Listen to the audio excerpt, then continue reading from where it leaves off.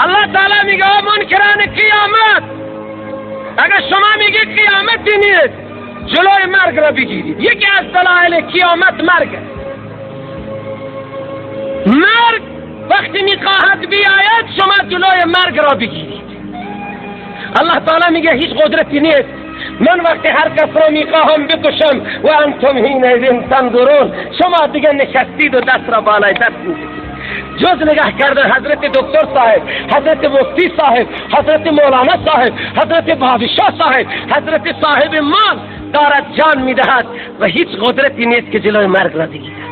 یکی از دلایل قیامت مرگ است. الله تعالی میگه ان کنتم غیر مدینین ترجعونها. خب بعد از مرگ چی؟ الله تعالی میگه هر انسانی که به مرگ حاضر میشد اینو میگه محتضر، از سه حالت خالی نیست. فاما ان کان من المقربین،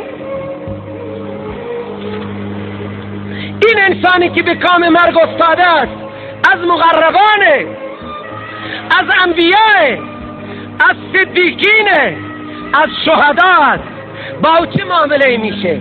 فراح و ریحان و جنت نعیم. شما میگه نه روحا دارن میاید، روحا دارن میاید، حاضرن. حالا میگه میبین آمد. الله تعالی میگه مقرب فراح و ریحان و جنت نعیم. وقت تمام شد. فراح و ریحان 10 دقیقه واحد قبلی وقت من گرفته، منم باید بگیم ولا نه. خب ها کی آدمی؟ ها چشم خشمت. اگر از مقربین است فراح و ریحان و جنت نعیم، او دیگه اگر احوال روسیایی های نعمت الله خبر بشه اونا خوشحال میشه. شما خودتان میگین یک عالم دلسوز از بی‌نمازی مردم رنج میبره یا نه؟